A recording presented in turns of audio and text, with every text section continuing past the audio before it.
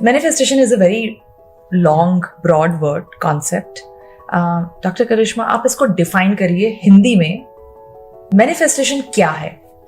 Manifestation एक शक्ति है, एक लॉ है जो यही बताता है कि आप जिस तरह से महसूस कर रहे हैं, आपके अंदर जो एनर्जी है, जो ऊर्जा है, वही आपकी एक्सपीरियंसेस को आपके लाइफ में लाती है.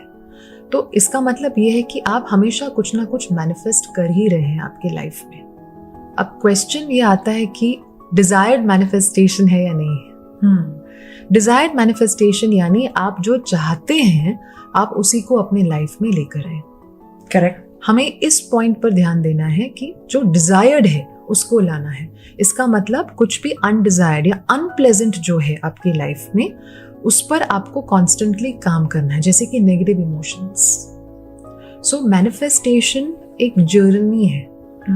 आप अपनी शक्ति को एक डायरेक्शन देते हैं कि वो इस ओर जाए, और जब वो एक एक्सपीरियंस बनकर आपकी लाइफ में वापस आती है, उसको हम कहते हैं मैनिफेस्टेशन. तो ये एक लॉ है और इसके 3 नियम हैं. सबसे पहला नियम, हर थॉट एक रियलिटी में बदल सकता है. Every thought has the potential to become a reality. Number 2, जिन थॉट्स पर आप ज्यादा फोकस करते हैं, एनर्जी ज्यादा वहां जाती है. What you focus on grows stronger in your vibration and thus in your life. तीसरी चीज, आपकी एनर्जी जिस डायरेक्शन में है, चाहे वो अच्छी है या चाहे आप नेगेटिव फील कर रहे हैं, वैसे ही एक्सपीरियंसेस, वैसे ही लोग, वैसे ही सिचुएशंस आपके लाइफ में मैग्नेट की तरह ड्रॉ होते हैं. इसका मतलब वो आपकी एनर्जी को कॉन्स्टेंटली मैच कर रहे हैं. तो लॉ ऑफ अट्रैक्शन या मैनिफेस्टेशन की एक जॉब डिस्क्रिप्शन है मैचिंग वाइब्रेशंस. वो सिर्फ आपकी लाइफ में वही चीजों को लेकर आता है जो आपके कंपन से मैच कर रहे हैं. अब फॉर एग्जाम्पल किसी के लाइफ में ये हो चुका है. सेवरल एग्जाम्पल्स, एक छोटा सा एग्जाम्पल लेते हैं. You are in a bad relationship. You just came out of a bad relationship. Again you are in a bad relationship because you, as you said, कि भाई जो आपका एनर्जी लेवल है, वाइब्रेशन है, आप वैसे ही लोगों को मैग्नेट की तरह अट्रैक्ट करोगे. फिर हम बोलते हैं कि ओ गॉड, फिर हम भगवान को याद करते हैं कि ये क्या कर रहे हो, वापस सेम रॉन्ग इंसान मेरे लाइफ में भेज दिया. How do you break this pattern? What is the way to break this pattern? Become conscious first of all of your pattern.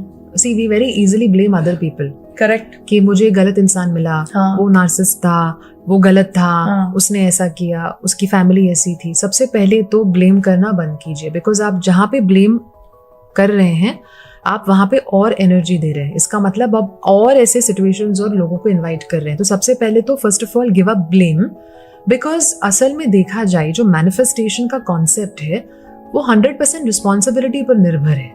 इसका मतलब आपकी लाइफ आपकी रिस्पॉन्सिबिलिटी है. इसमें कोई कंडीशंस नहीं है कि कोई आपके साथ अच्छा होगा तो आप मैनिफेस्ट कर पाओगे. करेक्ट. तो हम ये कह रहे हैं कि आपकी एनर्जी आपकी रिस्पॉन्सिबिलिटी है. इसका मतलब आपकी लाइफ आपकी रिस्पॉन्सिबिलिटी है. तो अगर कुछ गलत होता है, हो सकता है किसी ने सच में आपके साथ गलत किया, या शायद आप कुछ डिजर्व करते थे बट आपको पॉलिटिक्स की वजह से नहीं मिला. ऐसे में भी आप वहां पे ध्यान मत दीजिए कि उन्होंने आपके साथ क्या किया. ये सोचिए कि मेरे अंदर ऐसा क्या है जो इस इंसान को, इस बिहेवियर को मेरे लाइफ में लेकर आया. As you ask this question, आप रिफ्लेक्ट कीजिए कि आपके पास्ट में शायद कुछ ऐसा हुआ है पहले जिस वजह से आपको पहले भी ये फीलिंग आई कि मैं वर्दी नहीं हूं या मेरे साथ गलत होता है. आप जब ऐसे पूछेंगे, रिफ्लेक्ट करेंगे, शायद आपको एक सोर्स मिलेगा, कोई आंसर्स आएंगे. धीरे धीरे करके अपनी फीलिंग्स को नोट करते जाइए कि डिसअपॉइंटमेंट फीलिंग ज्यादा है मेरे अंदर, सैडनेस है, इरिटेशन है, और इन फीलिंग्स को रिलीज करने के लिए आप आज से काम करना शुरू कीजिए. उसके लिए एक चीज हम ये कर सकते हैं कि चैलेंज करो.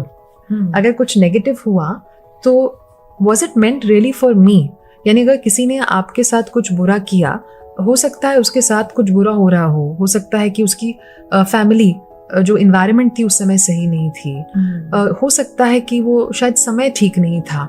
तो कहीं ना कहीं आप चैलेंज करो कि वॉज इट रियली मी, कि आप अपने हर फेलियर को, डिसअपॉइंटमेंट को पर्सनली लेना बंद करें।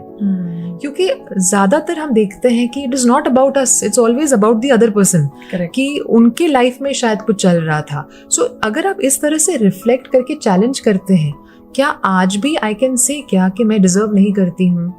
नहीं, क्योंकि हो सकता है 5 लोगों ने मेरे साथ गलत किया, लेकिन दुनिया में कितने लोग हैं? So can I define my life basis कि 5 लोगों ने मेरे साथ क्या किया? नो। सो जिस तरह से आप चैलेंज करते हैं अपने पास्ट नेगेटिविटी को, अपने पैटर्न को, वो पैटर्न की जो नींव है वो धीरे धीरे थोड़ी कमजोर होने लगती है। दूसरी चीज आप ये कर सकते हैं कि अगर आपको पता है एक नेगेटिव पैटर्न है, जैसे कि रिलेशनशिप में कि मैं हमेशा गलत लोगों को अट्रैक्ट करती हूँ, तो आपको इसके ऑपोजिट क्या चाहिए?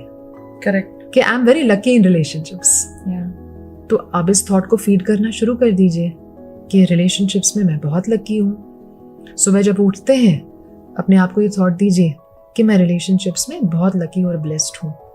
और इस थॉट को हर 2-3 घंटे जब आप ब्रेक लेते हैं डाल दीजिए अपने माइंड में, लिख लीजिए पेपर पर, क्योंकि लिखने से ना आपके ब्रेन के अंदर कई नए कनेक्शंस बनते हैं। लिखकर रिपीट करते हुए आप धीरे धीरे करके दिन में इस थॉट को वेरी सटली, सॉफ्टली देते जाइए। ऐसा नहीं है कि आपको 50,000 बार, 1,00,000 बार कंप्लीट करना है, just every few hours in the day.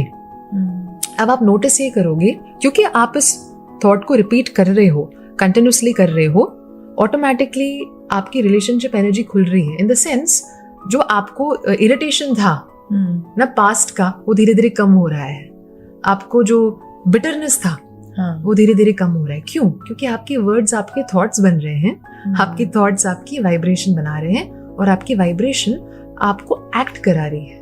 तो ऑटोमेटिकली जो लोग अच्छे थॉट्स देना शुरू करते हैं, वो नोटिस करते हैं कि they are also talking more sweetly now. वो भी ज्यादा पेशेंट हो रहे हैं दूसरों के साथ, वो घर में ज्यादा इन्वॉल्व्ड है अपने फैमिली के साथ। वो कट ऑफ नहीं जैसे हो रहे थे, अभी वो इतने कट ऑफ नहीं है, वो इन्वॉल्व हो रहे हैं, वो अपना काम भी इंजॉय कर रहे हैं।